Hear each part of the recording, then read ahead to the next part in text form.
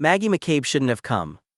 That's the first thing she thinks as she stands on the Johns Hopkins quad, phone pressed to her ear, staring at the familiar white cupola crowning Shriver Hall, the same landmark that had once symbolized everything good and hopeful about her life. Now it feels like a monument to everything she's lost. Her husband, Mark, is on the other end of the video call. His familiar, easy grin fills the screen. "You on the quad?" he asks. "Yes," she says flatly. "Where we met orientation week, you remember?" "Of course I remember. I knew you were the one the moment I saw you," he teases. "Don't make me gag." It's an old rhythm between them, half banter, half memory, but tonight Maggie's voice lacks the spark it once had. The past has weight now, not warmth. When she first arrived on this campus 22 years ago, she'd been bright-eyed and unstoppable, a rising star who would go on to graduate top of her class, complete a surgical residency at New York Presbyterian, become a world-renowned reconstructive surgeon, serve on the front lines in Afghanistan, and even co-found a medical mission with Mark overseas. Together, they were golden, M&M, as Mark liked to joke. Maggie and Mark, the healing duo who brought compassion to war zones and hope to the hopeless. But that was before her world collapsed. Mark urges her to go inside, to attend the scholarship ceremony honoring her late mother, who'd been a beloved professor at Hopkins. Maggie resists. She wants to go home. She's not ready to face the whispers, the pity, the judgment that will inevitably follow her. Her medical license has been suspended, pending review after some unnamed but devastating troubles. The details aren't spelled out yet, but the shame is written in every glance and silence that greets her name. Still, Mark insists, "Please do it for me, do it for your mother." And so, reluctantly, Maggie hangs up and walks toward the building, her husband's voice still echoing in her head. Her phone case, a kitschy M&M design, reminds her of happier days. Once, their shared initials had been a cute inside joke. Now, it's a relic of a life that feels like someone else. Inside, the hall hums with chatter and string music, Mozart's String Quartet No. 19, performed by students. 500 people mingle, physicians, donors, scholarship recipients. Everyone looks polished, confident, untarnished. Maggie moves through them like a ghost, painfully aware that she doesn't belong anymore. She locks eyes with the portrait of her mother displayed on the dais. The photo shows a radiant woman in her prime, unaware of the diagnosis that would one day take her life. The memory hits hard. When her mother called from Baltimore 3 years earlier, she'd begged Maggie not to come home, insisting her daughter's work in Ghana was too important to interrupt. Maggie had obeyed until her sister Sharon called to say it was almost time. Then she'd flown home to say goodbye, sitting vigil as her mother faded away. Now, standing before the crowd, Maggie feels the weight of that unfinished grief. Her mother's image is the only friendly face in the room. The first person to approach her is Larry Magide, a dermatologist and old colleague from a humanitarian mission in Nepal.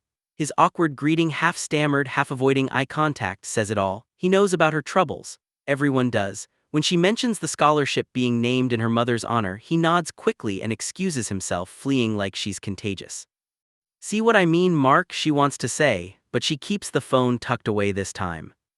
Then comes Steve Skipner, Sleazy Steve, a fellow reconstructive surgeon and social media personality who calls himself the Boob Whisperer. He greets her with oily charm, thinly veiled barbs, and predatory undertones. Once they'd been equals, surgical peers under Dr. Evan Barlow at New York Presbyterian. Now, Steve can't resist twisting the knife. "You're not too good for me anymore." He drops another bomb. He's now working at Apollo Longevity, the same Dubai-based clinic Maggie and Mark had helped establish, a detail that startles her. She thought the clinic was finished, shut down after whatever scandal destroyed her career. The news makes her uneasy. Steve slinks away, leaving behind the stench of old arrogance and new humiliation.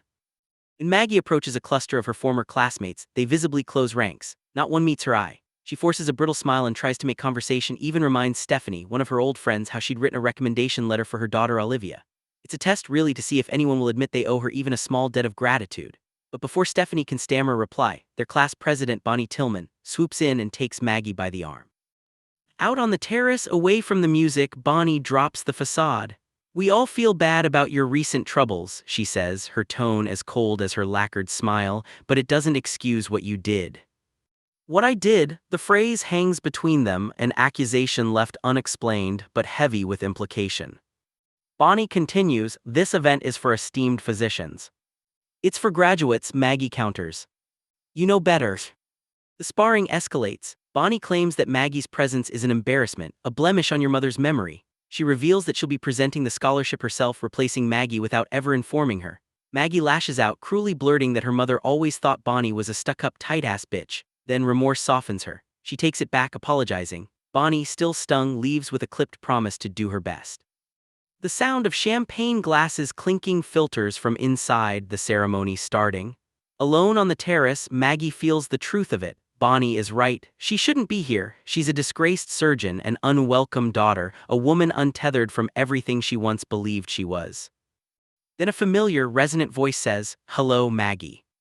Dr. Evan Barlow, her former mentor, the legendary surgeon, still tall, silver-haired, impeccably dressed, the kind of man whose presence makes people straighten their posture. He greets her warmly, insisting she call him by his first name. She refuses. He's still Dr. Barlow to her. Some hierarchies never fade. They stand together, gazing out over the quad. He admits it's his first time back at Hopkins since his own graduation. When she asks why he's here, he says softly, "I think you can guess. Her mother." Then unexpectedly he confesses, "I loved her, you know." He'd been her mother's classmate once, her suitor. She'd chosen Maggie's father instead, a much better man, Barlow admits with nostalgic candor, but the affection had never quite vanished. "You get old, you get sentimental," he says with a rueful smile. For a moment, Maggie remembers why she'd once idolized this man, his intelligence, his charisma, the way he'd made her feel like she was destined for greatness. He tells her she was the best student he ever had. "You know that, you have the ego to know it's true." "Correction," she says quietly, "I was a surgeon." Barlow's tone softens. "You did mess up," he admits, "big time, but that's why I'm here." She blinks. "What do you mean?" He explains that he's come not just to honor her mother but to see Maggie, to offer her something.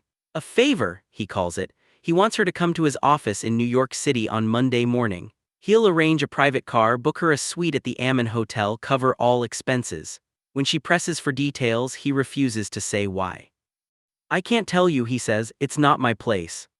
The vagueness makes her uneasy. "I don't have a medical license anymore," she reminds him. "I know, the offer is unusual."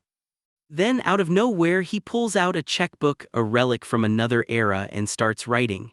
$20,000, he says, just to show up. Maggie balks. The gesture feels desperate, manipulative. "You don't need to do that." "I do," Barlow insists. "You should be compensated for your time." She stares at him, incredulous. "You're being weird." "I know," he admits almost helplessly. The tension between them shifts, a professional respect layered with something darker, more secretive. She asks if she can tell her sister. He hesitates, then says it would be better if you didn't. That secrecy unnerves her even more. "Dr. Barlow, what's really going on?" she asks. He doesn't answer directly. Instead, he hands her his card and says, "Take it or leave it." When she presses again, "How did you know I'd even be here tonight?" A flicker crosses his face, something unreadable. Then he says, "You'll find out on Monday," and walks back inside. Themes and tone. This first chapter or prologue introduces a story of loss, redemption, and buried secrets, framed through the eyes of a woman who's fallen from grace. Maggie McCabe is a complex protagonist, proud yet broken, self-aware yet self-destructive. Once a decorated surgeon and humanitarian, she's now a disgraced physician under suspension, her reputation shattered by an unspecified scandal. The setting, her return to Johns Hopkins for a scholarship ceremony in her late mother's name, acts as both a literal and emotional crucible. Everyone there represents a version of her past self, accomplished, respected, admired. Their judgment forces her to confront not only what she's lost but why she's lost it. Coben-like in tone, the narrative blends psychological introspection with slow-burning intrigue. The dialogue crackles with realism, bitter humor, professional arrogance, and unspoken wounds. Each encounter marks ghostly encouragement, Larry's avoidance, Steve's sleaze, Bonnie's moral superiority. Barlow's enigmatic proposition strips Maggie further down until only her core remains, a woman suspended between guilt and survival. Barlow's mysterious offer at the end reorients the story from pure character drama into suspense thriller territory. His insistence that she come to New York, his secrecy, and the strange blend of pity and fear on his face all suggest that Maggie is about to be pulled into something far larger, something that connects to her fall from grace, to her mother's memory, and perhaps to the still-operating Apollo Longevity Clinic in Dubai. Underneath the surface plot lies a meditation on the fragility of control, how even those who save lives for a living can lose their own sense of purpose. Maggie's journey, beginning with humiliation and ending in a cryptic summons, positions her for a story of atonement, danger, and possibly redemption, if she can survive what's waiting for her in New York City.